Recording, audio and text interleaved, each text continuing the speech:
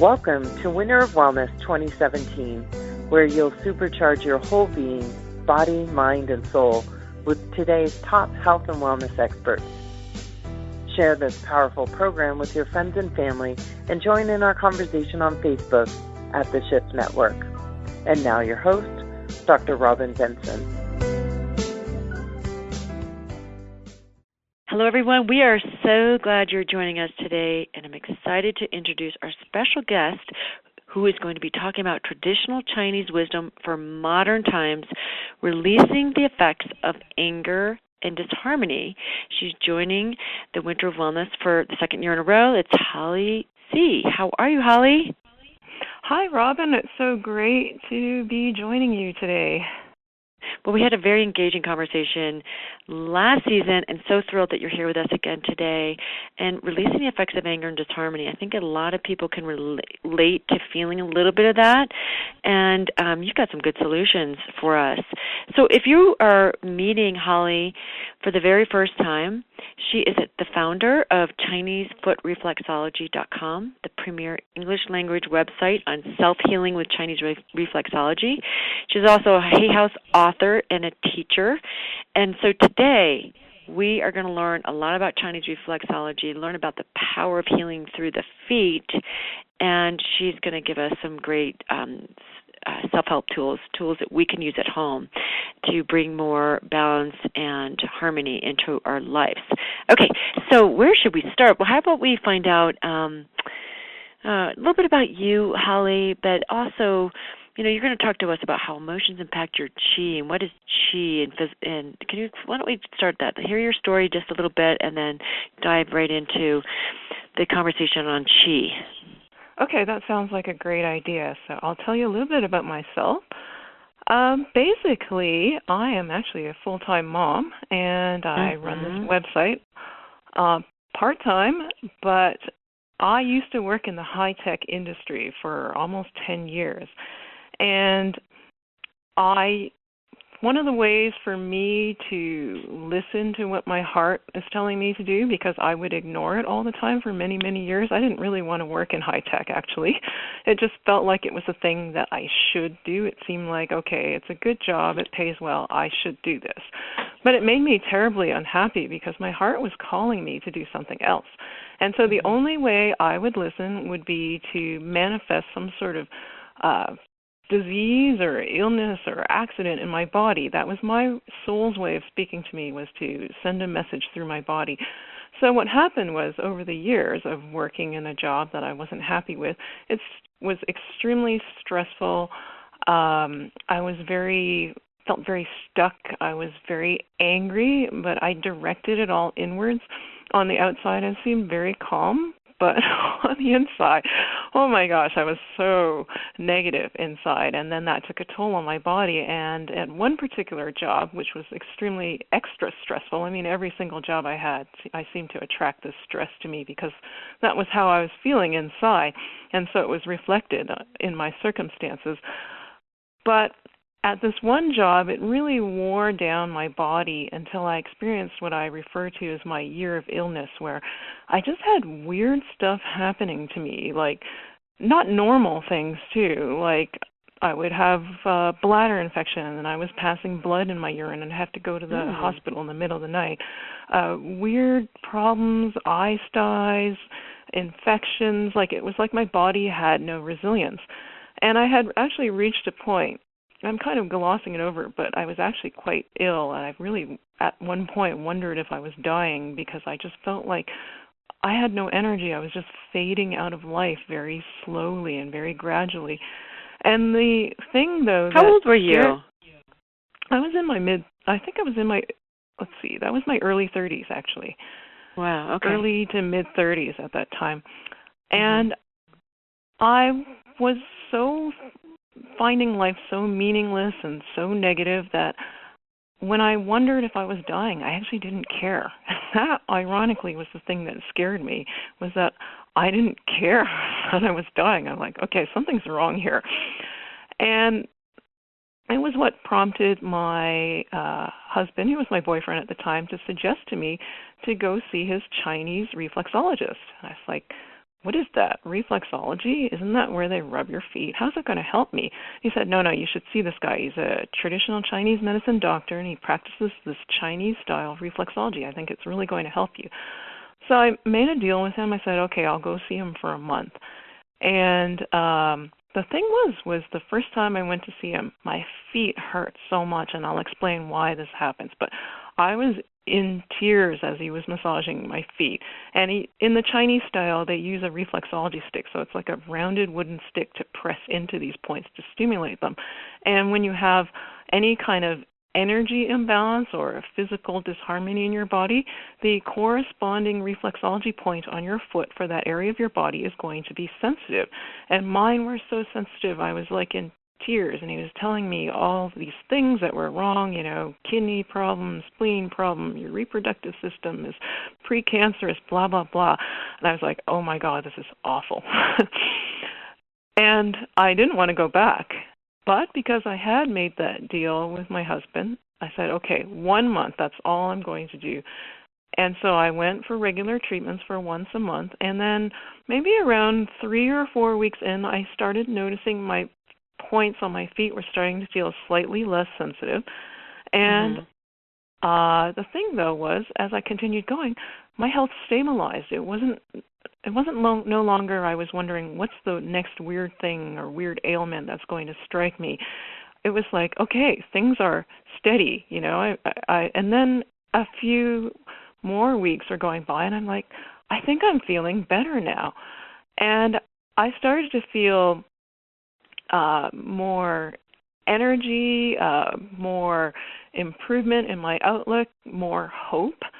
And that's what actually inspired me to learn Chinese reflexology. I thought, wow, this is really making a difference in my health. I should learn how to practice so that I can practice on myself. And that was the initial intent. Little did I know that as I was learning and then we were practicing on learning how to practice on other people, I felt this joy that I hadn't felt before, like this awakening in myself. For the first time, I considered maybe I should consider practicing reflexology as a vocation. That was the first time I considered it, and I was like, wow. But it took me a while to actually follow that. My head was very strong over my heart. But eventually, I finally listened to my heart, and I walked away from my tech career, and then I became a full-time mom. I healed all sorts of things in my body, a whole other story. But my health is really, really good. And I owe it all to shifting the perspective of my mind to open up to different ways of seeing things, to practicing the energy healing of Chinese reflexology, and really to listening to following my heart. So this is a good segue to talk about how as you were asking, how our thoughts and feelings affect our qi. So before I do that, let me just give a little basics about how qi works in the body, because not everyone is familiar with this. So in our bodies, we have these energy meridians. This is the traditional Chinese medicine view. So it's like blood circulation, only it's the circulation of energy. So we have these channels for circulating energy. And when the energy is flowing as it should, then our body is in harmony, because this energy helps propel the blood through our body. So the TCM view isn't it's just your heart. It's actually this qi helping to move the blood. And the qi and the blood have this yin and yang relationship where they're dependent on each other and they need each other. The qi is also supposed to flow certain ways in your body. So, for example, the qi through your digestive system, like through your large intestine, it's supposed to help. It helps to move the food waste and the feces out of your body. So when qi is not flowing, then things can sort of get, for lack of a better way of phrasing it, get backed up in your body. And that's when physical problems can start arising. So with traditional Chinese reflexology, it gives you a way to connect to these energy meridians, because the master control points for harmonizing and strengthening and accessing these energy meridians is in your feet. So when you massage a reflexology point, it will correspond to a different area of your body, and then that will help strengthen the flow of qi and help strengthen the qi in that area of your body. And then it will also help improve the blood circulation in that area. And then that's how over time this helps your body come back into balance. So when the chi is back in balance, that's when the body then can start to go back into balance. It creates this environment for healing so that it supports your body's natural healing processes. The thing, though, is the opposite can happen. The opposite can happen. So when the chi is disturbed, this then over time, if it's not brought back into balance, then this can start to affect the physical elements of the body. So when you start having things that disturb the chi, so this could include things like physical things, like say you're not eating properly, then that can cause things to get backed up in the digestive tract, and that affects the flow of chi. But other things that we don't think about that often, which ironically we don't think about it, but it's actually our thoughts and our emotions that are affecting the chi. So for example, let's just do a quick walkthrough here for everyone listening. I want you to just imagine maybe the last time somebody frustrated you or made you angry. And you think back to that time, and just even bringing back that memory, if you tune into your body, you will notice there's tension. You may notice that your breathing has become shallower. You may notice like clenching of tightness in your torso or in your limbs. But conversely, if you were to think of, say, someone that you love a great deal, so this may be a child, a spouse, a family member, even a pet. And when you think of a happy time spending with this person or with this pet, and suddenly you notice you may be smiling, you may have stood up straighter, and so you are actually affecting your physical body by just what you're thinking and feeling. Now, you can observe these things, but what else is also going on is as you are choosing these thoughts and feelings as they're coming up, they are also affecting the flow of chi in your body. And those are the things that we're not that aware of, because if it doesn't show up right away like a physical symptom, you don't make the correlation. Like, say, for example, let's say someone very close to you passed away, and then you are overcome with grief. Maybe that happened last year. But what happened immediately was the grief and sadness was affecting the chi in your lungs, because that's the organ associated in Chinese medicine with the emotion of grief and sadness. But you don't realize that then, you just know you're sad. However, because the chi is being affected over time, that may then affect the lungs, because the chi is being weakened through the sadness over time, gradually, and then maybe 6 months later you notice you're more sensitive to allergies this year, but you don't put the connection between, I was really sad, a year ago, and now my allergies are acting up more. Yeah, I definitely see that correlation a lot. Keep going. Yeah. So what I want to explain here is the importance then of when you are angry. I mean, this is the topic of my presentation today. When you're angry, when you're stressed, when you're fearful, they also have an effect on your body. So I know there's a lot of things going on in the world, and there are people taking different approaches to it. And there's no right or wrong approach, but when you choose the path of using anger or fear or stress, sometimes people do this because they see it, it lights a fire under them. Okay, light the fire, but then if you hold on to the anger, if you hold on to the stress, if you hold on to the fear, it affects your body, and you may not realize that right now. So, for example, anger, this is an emotion that the organ associated with it is the liver.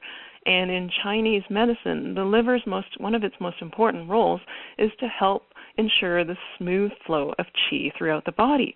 So if you are angry, this anger is going to affect the qi in the liver. It's going to affect the liver in terms of its role of the energy meridians and helping the energy flow smoothly through your body. And I just described how when the energy, the qi, is not flowing smoothly, that affects your health. And ironically, when you're angry and it affects the liver, when the liver chi is being affected, it can actually cause you to feel irritable and angry. So it's kind of like this self-perpetuating cycle.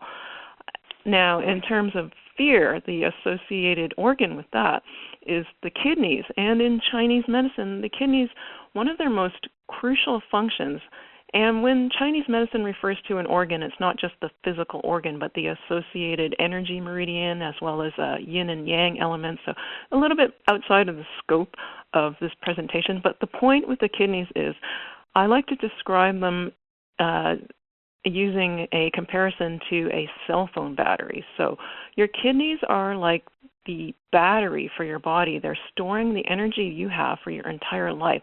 So when this energy is low and depleted, and we deplete it through how our lifestyles are, through stress, through not getting enough rest, and just day-to-day living gradually lowers the charge in the battery, right? And we can choose to replenish the battery, or we can choose to, unfortunately, we often deplete the battery faster than it needs to be depleted. Now, because of fear is the emotion associated with the kidneys, when we are afraid, we are basically, it's like turning on your cell phone, running all the apps in the background, turning the screen to the brightest mode you can, and you're depleting that energy in your kidneys. So the fear is causing your life force energy to be drained out of you, and that's why you feel like you're tired and you're exhausted and you don't know what to do, because that fear is affecting your kidneys that way. Now, worry, the organ associated with that feeling of worry and stressing out and overthinking is the spleen. And in Chinese medicine, the spleen plays a very important role in supporting your digestion and helping your body to get the nutrients it needs in order to thrive. So it's kind of like a FedEx, kind of helping to distribute these packets of nutrients. So that's a off the top of my head example. So when you're worrying Say that about again, things, the FedEx way of what? Of distributing your nutrients? Yeah, because it has this role of transformation and transportation. That's a TCM description. So it's kind of helping to take the nutrients from your food and distribute it throughout your body. Yeah. Well, I just want to just pause here for a second. This whole piece that the liver and anger is a big one, but this kidney one, oh my gosh, like there's an epidemic of fatigue in the world. So really listen closely, and this part. I can't even tell you how many. I think every single patient who walks in my door, I'm treating the kidney meridians. And it's amazing. I mean, I just want to ask you right here, right now. I mean, if people just come and get reflexology from you or from and not doing anything else, can you obviously you can make some changes. Is that true? Yes. Without Absolutely. changing your diet, without you leave something. It sounds like there must be something about this reflexology that makes it even stronger than some of the other shifts that people could make, because there's lots of solutions out there, but a lot of people don't think about reflexology as being one of them. Mm-hmm. Yeah, reflexology. But they will after this conversation. Thank you very much. You're welcome. It's very much like acupuncture, so I could turn the same question to you. Does the acupuncture have an impact on people's health? Absolutely, right? They sure do. Yeah, the reflexology works like acupuncture, only without the needles, and you can massage your own feet. So the acupuncture can be very laser focused with the points, whereas the reflexology is a little bit more general. So it doesn't matter whether there's a deficiency or an excess in the organ, like too much chi or too little chi, but just massage that point and your body kind of has its own wisdom and knows how to balance things. And it just does that over time. So with these effects on these organs, so when the spleen is being affected by worry, then you're affecting its ability to help support the body with nutrition and digest food properly. So that's another way then you're sapping your own energy, because your body's not getting the nutrients it needs. And then I'm just going to throw in one more organ, which is the gallbladder. And the gallbladder and the liver have a very close relationship in Chinese medicine. You know that, Robin. So the gallbladder, when the gallbladder is being affected, so it can be affected through the anger, through the liver, then that saps away at our courage to act, and also the weak gallbladder is associated with indecisiveness. So imagine then you've got this cocktail of anger, fear, stress, worry, all acting on you, and if you hold on to those emotions, they're all acting on these organs and meridians in your body, causing you to feel exhausted, causing you to feel angry because the anger feeds on the anger, causing you to feel paralyzed with inaction and overwhelmed because your gallbladder is being affected by your liver, and you don't have any energy to get out of this. So then when you're feeling like that, everything feels overwhelming, and then it's almost like it just keeps feeding on itself. So the way to get out of this, that's why I'm having this talk, is, well, there are a few ways. As you were saying, Robin, the reflexology and the acupuncture and the acupressure can really, really help to at least start shifting things, because you have to get out of that space of those emotions. So I'm going to walk people through a couple of actually acupressure points right now. We don't have enough time to do the feet, but I'm going to call out a few points on the feet and just explain about them and how you can learn a little bit more about them. But the first point that I would like to talk about is actually, it's called Liver 3. You're familiar with that one. I'm sure you use that one a lot, right, Robin? Yeah. Yes, this almost everybody. This one's really good for stress, especially if you're feeling angry and frustrated. You press on this point, and it's going to help calm you down a bit. And there's actually a physiological thing going on in terms of energy, because when you're angry and stressed, it drives your chi upwards towards your head, which causes that kind of irritability because there's just too much up there. And this Liver 3 point helps bring it back down and kind of balance it out in your body. So one caution, though, is if anyone is listening and they're pregnant, do not press on this point, because it is sometimes used to stimulate labor, so this is not a point to be pressed if you're pregnant. But if you're not pregnant or trying to get pregnant, this is a good point to massage to help de-stress. So the way to locate this point, it is on the top of your foot, and it's between the big toe and the second toe. So if you feel along the bones of those toes, and say you put one finger on each and you kind of follow down, you'll find that they meet. It's like a V. Those two bones meet and they form a V. And in between that is this webbing on the top of your foot. So if you feel where that point on the V is and just kind of slide your thumb up there, you'll feel a slight indent. So right on the top of the foot, just above that V, you'll feel a slight indent on the top of the webbing there.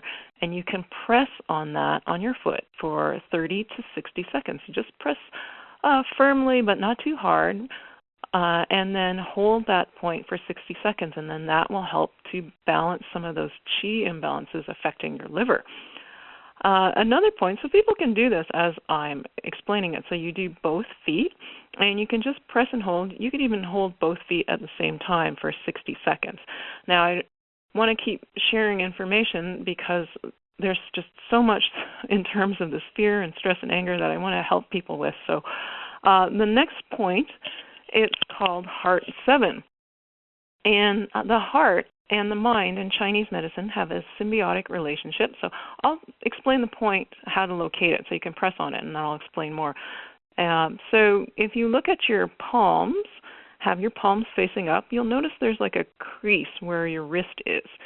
And if you feel along the outside, so you're going to be looking at your palm, you're going to be feeling along this wrist crease, but you're going to feel along the outside edge of the wrist there. So top of the wrist still, but close to the outside edge. And if you press on that wrist crease, you'll feel a little indent, and it's right between, there's two tendons there. If you feel that little indent between the two tendons near the outer side of your forearm there on the wrist crease, then that would be Heart 7, and that's a point you can also press and hold for 30 to 60 seconds. So I'll explain then about this symbiotic relationship between the heart and mind. So in Chinese medicine, there is the view that thinking and consciousness and all that, people often just associate that with the brain, but in Chinese medicine it is also associated with the heart.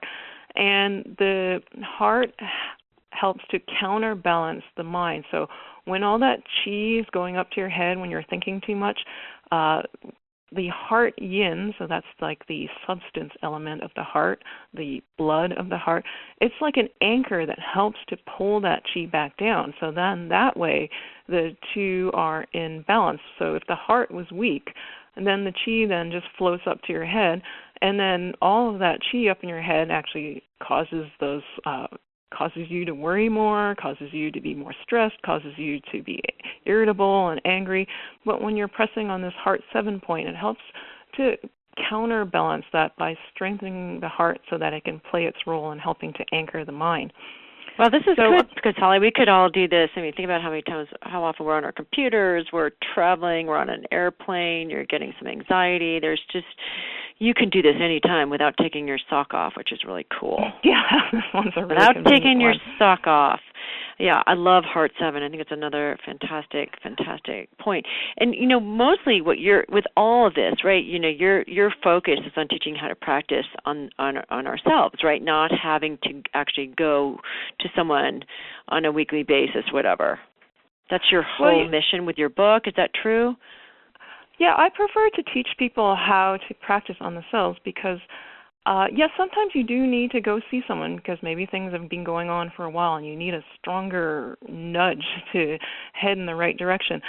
But when we practice on ourselves, that to me is like I want to empower people. It's like teaching them how to fish versus giving them a fish, because when people start to take command of their own health and they see, hey, I'm not helpless, I can actually do things to help support my health and well-being, it's like it's not just their health, that one area of their life that's affected.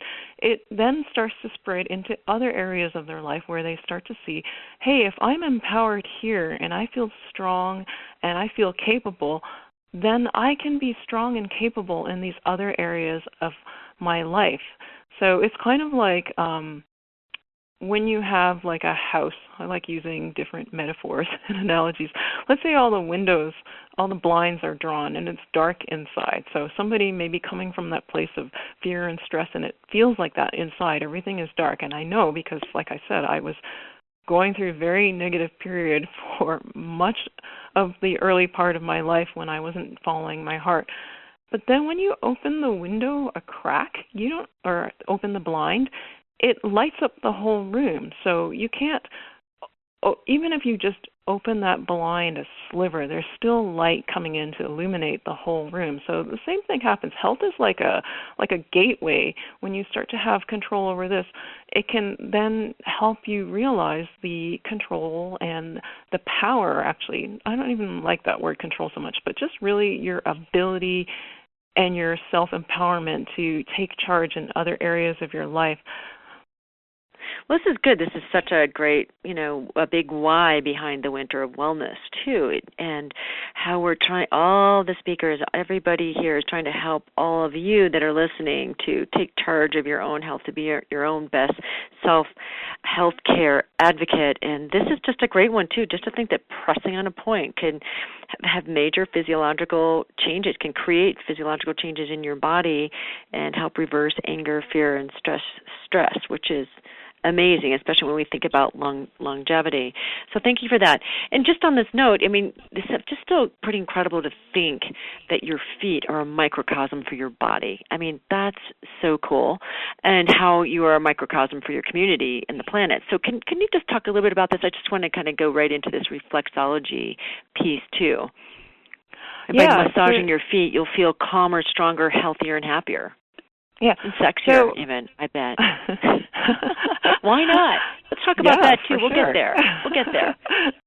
So on your feet are all these points, these reflexology points that correlate to different areas of your body. So if you were to, say, put your 2 feet together and you imagine you could fly outside of your body and you could look at your soles together, and then you were to imagine like an outline of a body over the soles of your feet. So the head would be where the big toes are, and then the shoulder would be where the pinky toe, under the pinky toe, and then underneath, underneath the ball of the foot would be like the organs of the body.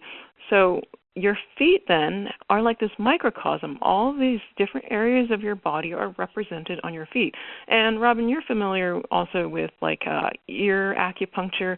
On the ears, same thing. There are points on the ears that correlate to different areas of your body. So it's like your ears are this microcosm for your body.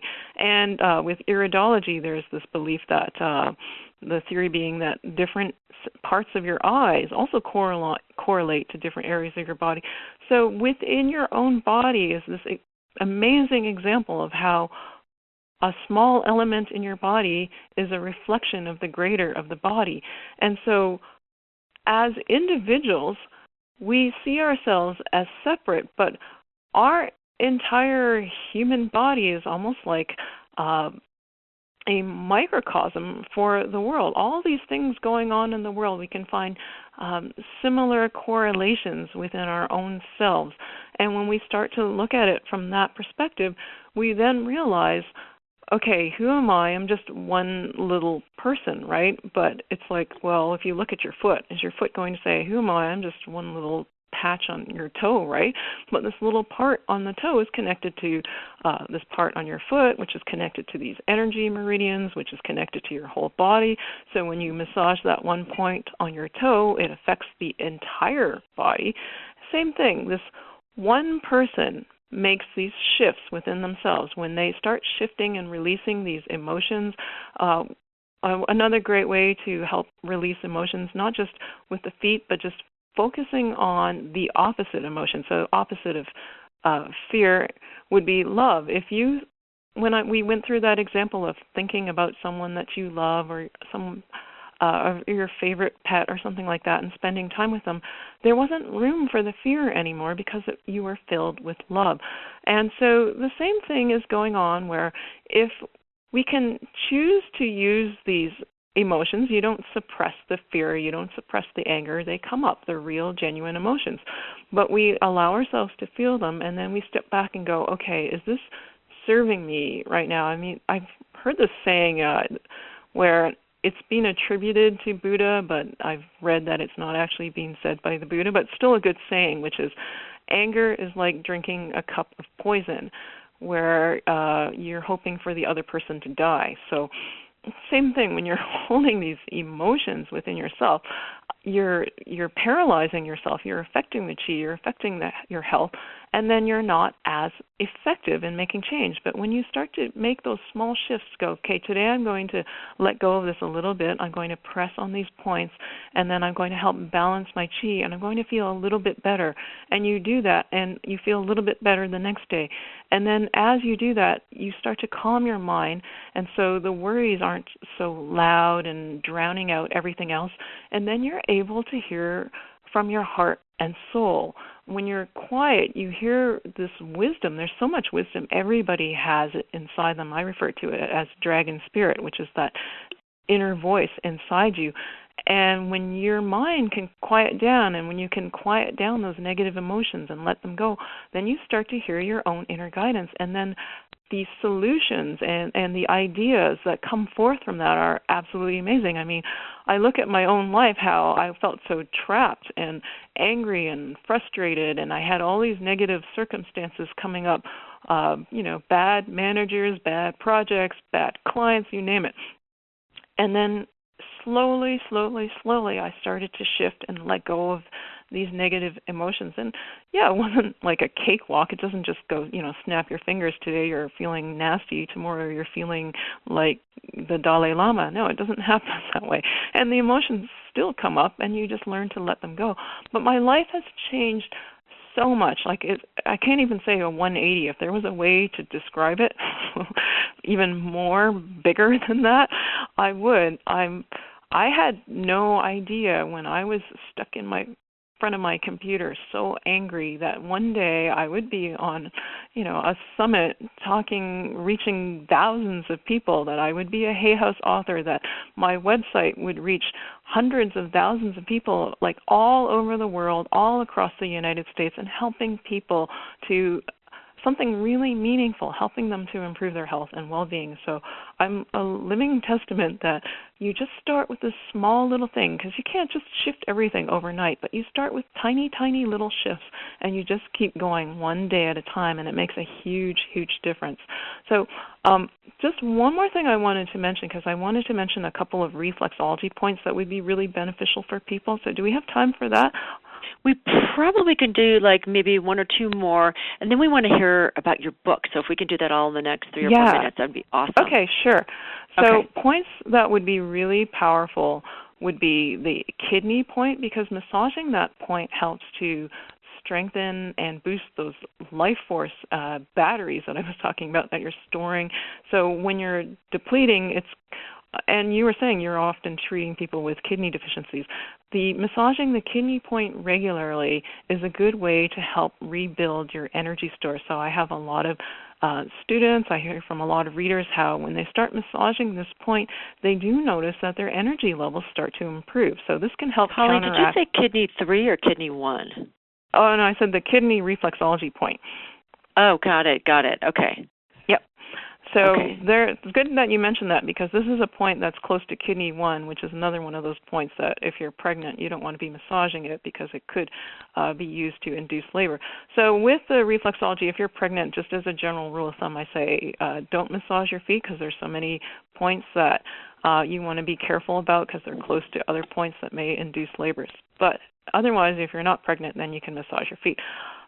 So the kidney point is a good one. Another good point to massage is the spleen point, because that then helps strengthen, harmonize the energy in the spleen meridian, which then helps with the digestion.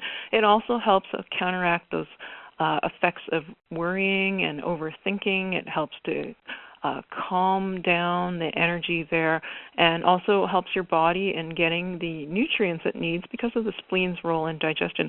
So these 2 points, I don't have enough time to walk you through it, and it's actually better to just look at a picture and read instructions. So on my website, I do have an article that lists the 2 acupressure points I talked about, and also talks about the kidney and the spleen point. So if you go to ChineseFootReflexology.com/calm. I have an article that lists a lot of these points that help you to, when you're feeling that stress, to first calm yourself down, and then when you're calmer, that's the time when you can address the things that are actually stressing you out. So that's all I wanted to mention about those 2 points. So you're asking about my book, Robin? About your books, and what a cool journey. I mean, I love hearing how you went from this job, this high-tech job, and now you're an author, and you resolved a lot of your own. I mean, you're only in your early 30s, and you were like on your deathbed, exhausted, like so many of us feel, and to see how this book, your book, and your message is impacting people all over the world.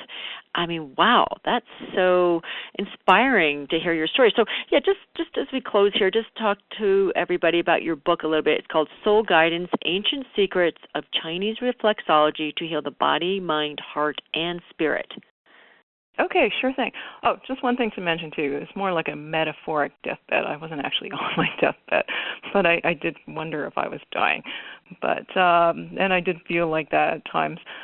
So my book, Soul Guidance, that's spelled S-O-L-E, so it's a play on words, Soul, S-O-U-L, and Soul, S-O-L-E.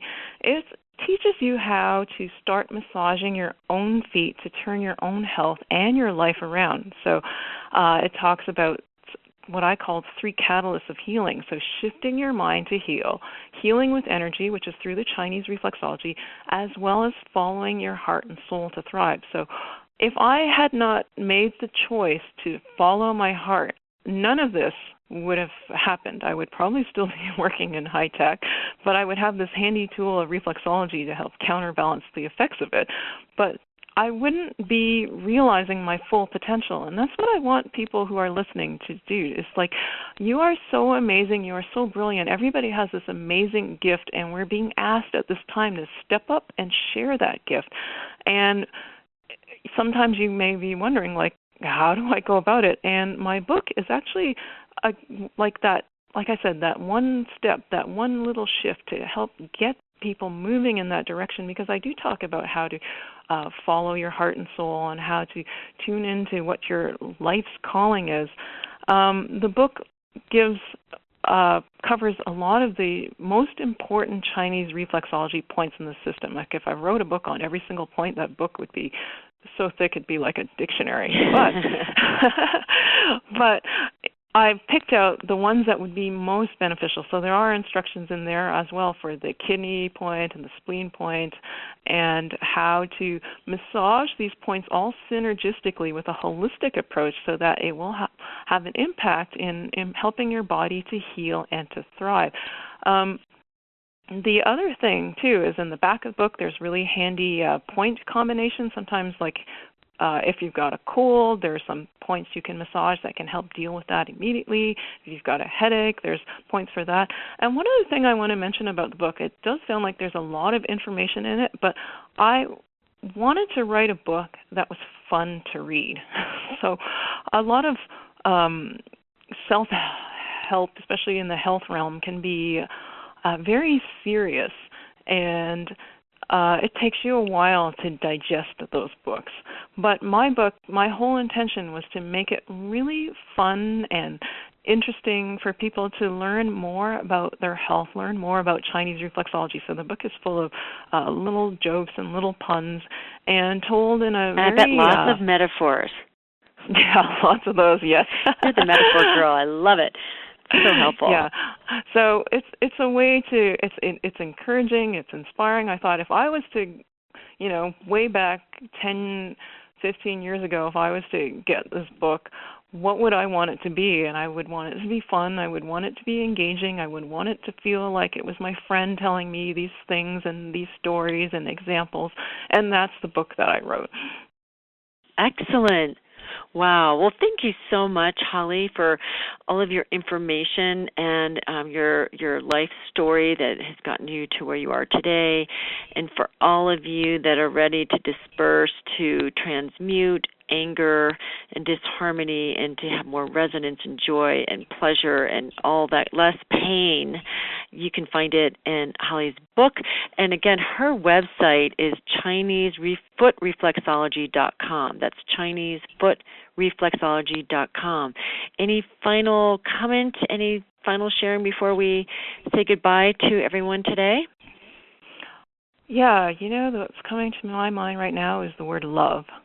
Mm-hmm. Everybody, after you listen, just take a minute and just meditate on that and allow yourself to feel that in your heart. And there will be more healing done in that 1 minute than your mind could possibly realize. And it's the type of healing that will spread out all through the world.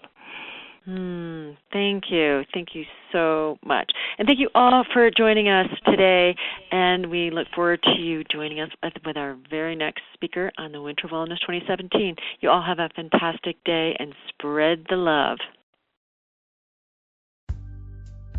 Thank you for joining Winter of Wellness, brought to you by the Shift Network.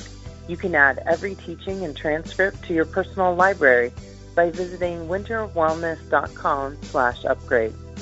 To learn more about awakening to your full potential and together co-creating a world that works for all, visit theshiftnetwork.com. Thank you again for joining us and for sharing this life-changing information with your friends and family.